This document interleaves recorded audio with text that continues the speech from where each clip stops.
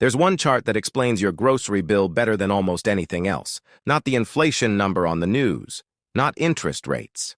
Just a single line that tracks one simple thing: how much money exists in the entire country.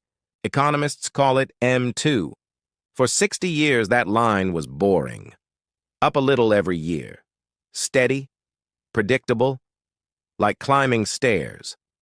Then, in spring 2020, it did something it had never done before. It shot straight up. Today, I'll show you that chart. I'll explain what broke, and I'll answer the question everyone keeps asking.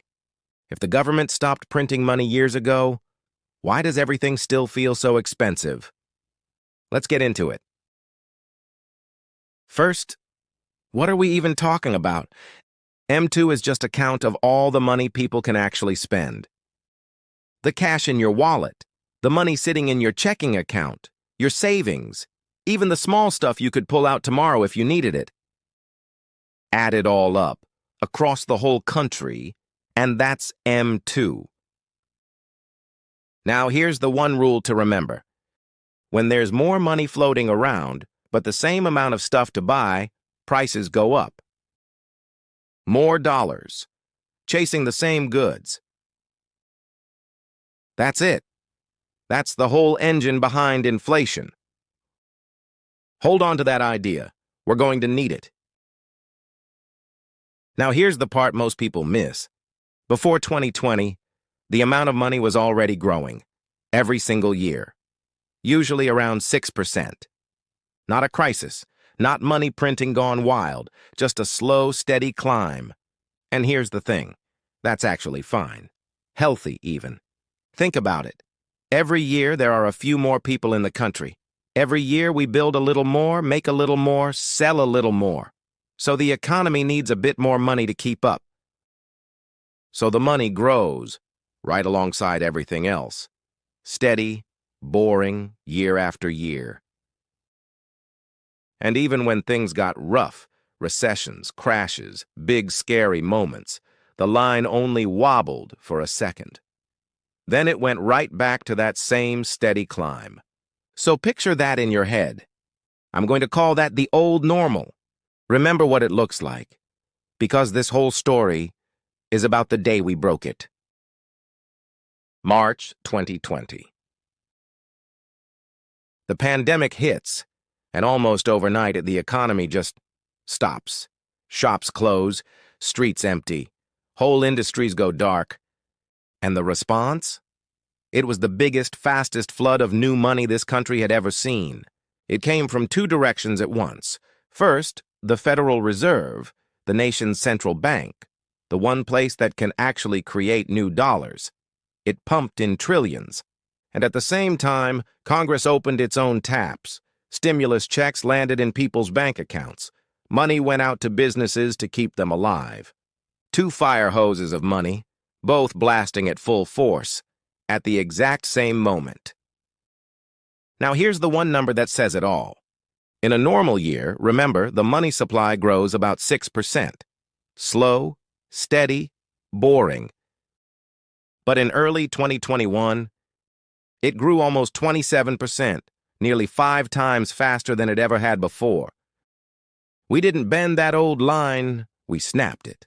In 2 years, the money supply leapt by trillions, a decade of growth crammed into 24 months. For years, money grew about 6%.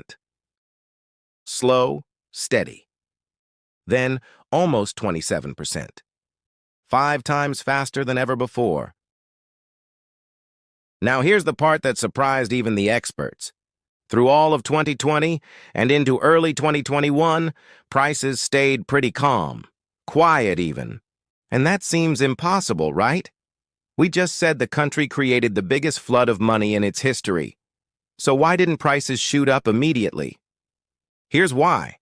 The money had been created, but it wasn't moving. People were stuck at home. The shops were closed. You couldn't go on vacation. You couldn't go out to eat. So a lot of that money just sat there, piled up in savings accounts, waiting. And money that sits still doesn't push prices up. Think of it like dry firewood stacked up in the corner. The fuel is all there. Every log of it. It just hasn't been lit yet. But here's the thing. There's always a delay between the money showing up and prices reacting. Usually about a year to a year and a half. So if the money flood peaked in early 2021, you'd expect prices to take off roughly 12 to 18 months later. Right on schedule. Then, 2022. The world reopens. And all at once, people start spending that saved-up money. Cars, houses, vacations. Everything they'd put off for 2 years, all at the same time. But the stores couldn't keep up. The factories couldn't keep up. Suddenly, you've got too much money, chasing not enough stuff. And that's when it hit. The worst inflation in 40 years. The timing lined up almost perfectly. The money flood of 2020 and 2021 showed up as soaring prices in 2022, right on the usual delay. So here's the whole chain. In one breath, money floods in. People can't spend it at first, then they do, and prices explode. The delay was just long enough that a lot of folks forgot what started it. So the Fed hit the brakes, hard. It jacked up interest rates, making it expensive to borrow, to buy, to spend, cooling the whole thing down. And then, it did something rare, something it almost never does. It started pulling money back out of the economy. For the first time in most people's lifetimes, the money supply shrank. It dropped about 4.5% in 2023, the biggest drop since the Great Depression. And as scary as that sounds, it worked. No crash. Inflation cooled. By 2026, back to normal. So, problem solved? Money's back to normal, inflation's cooled off, and the worst is behind us. At least that's what the headlines say. But there's a catch, a big one. Because here's the thing the growth rate doesn't tell you. And it's the whole point of this video. Here's where everyone gets confused. Money growth going back to normal is not the same as prices going back to normal. Look at the chart. After the money supply shrank in 2023, it didn't fall back to the old line. It dipped a little, then started climbing again, from way up high. Today, there's about $23 trillion out there. If the old normal had held, we'd be closer to 18. That gap, around $4 trillion, is money that got created and just stayed. Think of a bathtub. In 2020, we turned the faucet on full blast. In 2023, we turned it off. But we never pulled the plug. The water's still in the tub. And that's why prices stay high. Once that money was out there, prices climb to match it, and they don't climb back down. When you hear inflation is cooling, that just means prices are rising slower, not falling. So your groceries don't get cheaper, they just stop getting more expensive so fast. The money never left, so the higher prices never leave either. Now, let me be straight with you. More money equals higher prices is mostly true. But it's not a perfect law. It really depends on one thing, whether people actually spend the money or just sit on it. And sometimes the link breaks. Take 2008.